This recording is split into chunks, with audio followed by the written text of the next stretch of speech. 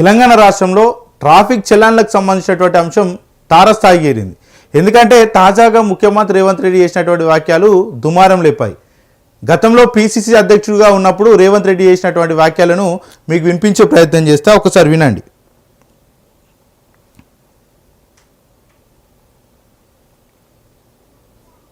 Drunk and drive అని పిల్లలు ఇవ్వడానికి తెలిసో తెలియక తాగితే నోట్లో పుల్ల పెట్టి ఊదిచ్చి వాని బండి గుంజుకొని వాని పోలీస్ స్టేషన్ లో పెట్టి వాని ఈపులు వలగొట్టి వాని దగ్గర 5,000 వసూలు చేస్తున్న సన్నాసి చట్టం నీకోటి పేదోళ్ళకి ఇంకొక చట్టమా అని నేను అడుగుతున్నా. తప్పని పరిస్థితిలో ఇక్కడ ఏమంటున్నాడు, గతంలో ప్రతిపక్షంలో ఉన్నప్పుడు పిసిసి అధ్యక్షుడిగా ఉన్నటువంటి రేవంత్ రెడ్డి చేసినటువంటి వాక్యాలు సార్ నేను మీకు చెప్పే ప్రయత్నం చేస్తా.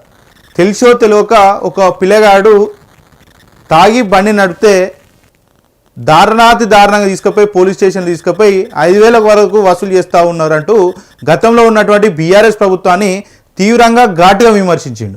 కానీ ఇప్పుడు రేవంత్ రెడ్డి అధికారంలోకి వచ్చి 2 ఏళ్ల కాలం అయింది.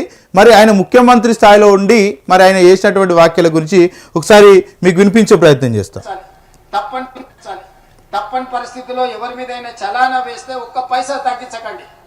మూడవది, వాళ్ళ బ్యాంక్ అకౌంట్స్ తోని డైరెక్ట్ గా డిపార్ట్మెంట్ కి సింక్రనైజ్ చేయండి.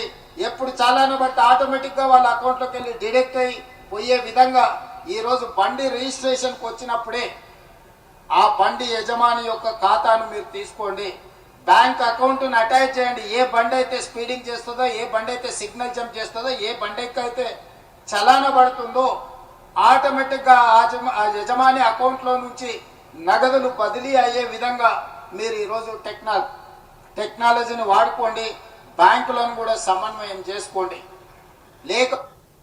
ఏమంటున్నాడంటే ఎవరికి కూడా రాయితీ ఇవ్వకండి అంటూ మరి ఇండైరెక్ట్గా చెప్పేసిండు. చాలామంది ఇప్పటికే మీలో కూడా చాలామంది కూడా ఒక ఇంటెన్షన్ ఉంటుంది, మార్చి నెల రాబోతూ ఉంది, మార్చి నెలలో మాకు సంబంధించినటువంటి చలాన్లలో డిస్కౌంట్ వస్తుంది, ఆ డిస్కౌంట్ తోటి మేమంతా కూడా చలాన్లంతా కూడా క్లియర్ చేసుకుందామని చాలామంది ఆశలు పెట్టుకొని ఉంటారు. కానీ తాజాగా ముఖ్యమంత్రి రేవంత్ రెడ్డి చేసినటువంటి వ్యాఖ్యలతో అవన్నీ కూడా ఏదైతే ఆవిరైపోయినటువంటి పరిస్థితి కనబడతా ఉంది.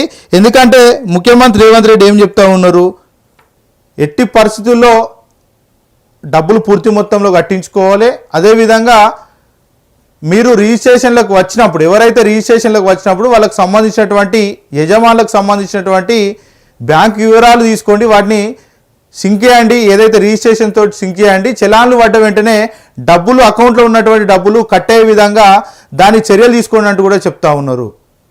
మరి గతంలో ఉన్నప్పుడు రేవంత్ రెడ్డి మాట్లాడినటువంటి